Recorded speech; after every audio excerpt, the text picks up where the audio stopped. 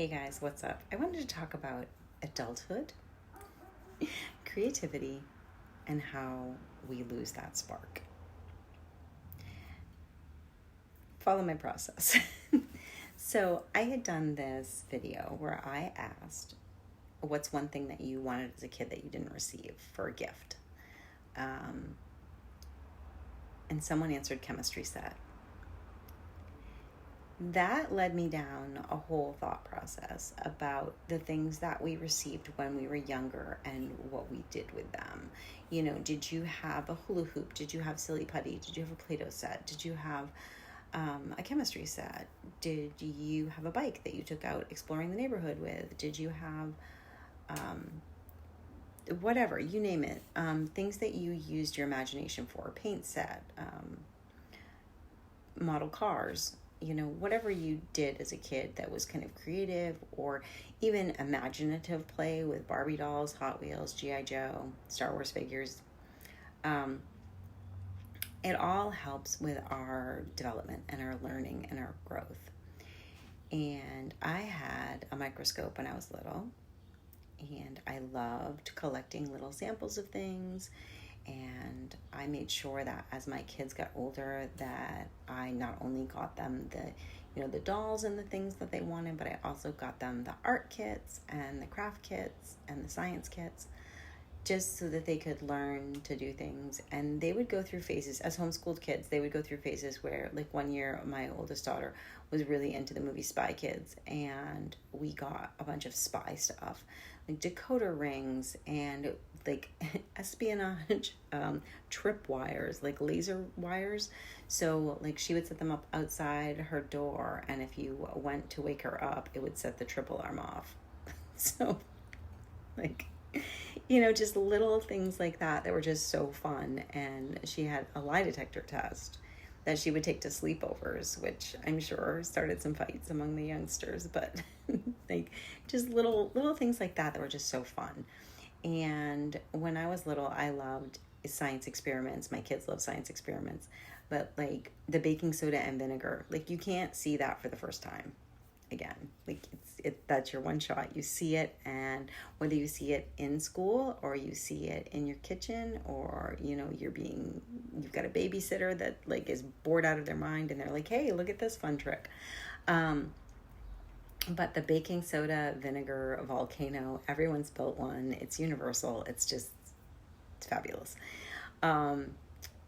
So I was thinking about that, and I realized that I still do. For one thing, I still clean the drain with baking soda and dump a little vinegar down it and watch it bubble up. And that's good for like cleaning things out, but it's also fun to watch, and it doesn't get old.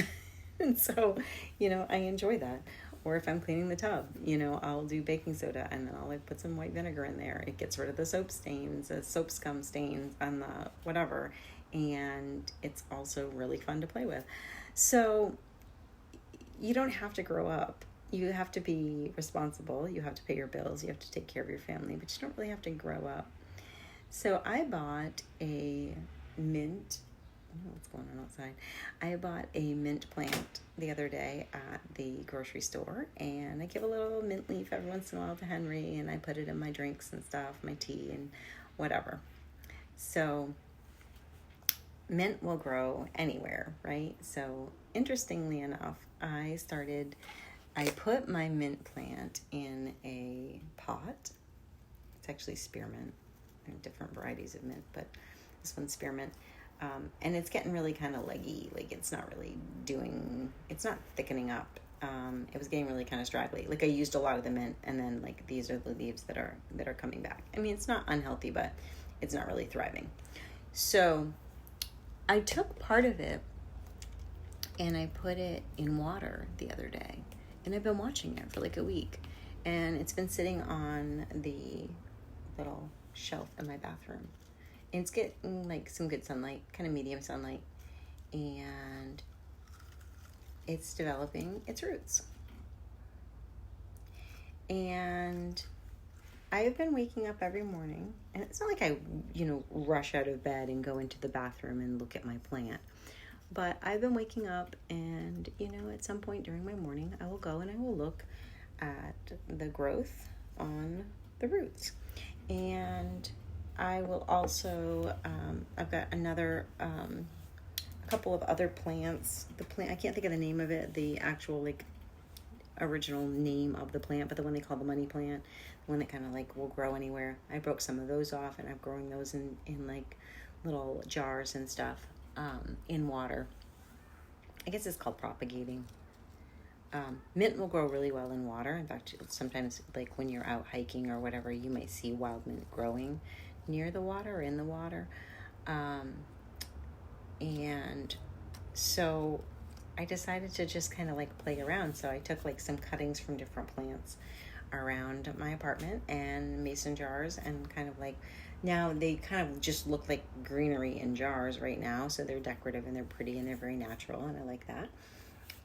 But a lot of them are getting roots, and it's just fun for me. And I want to try to do more with like seeds and stuff. Like every time I buy green onions, I put them in a mason jar and I change the water out, and I keep trimming the green onion part for cooking until they get kind of nasty, and then I'll get a new bunch of them. But you know, like they'll say you never have to buy green onions again. You just get them once and they just grow and grow and grow, which is true for me for several weeks, but then I don't keep them forever. But eventually they get kind of nasty. But it's just fun for me.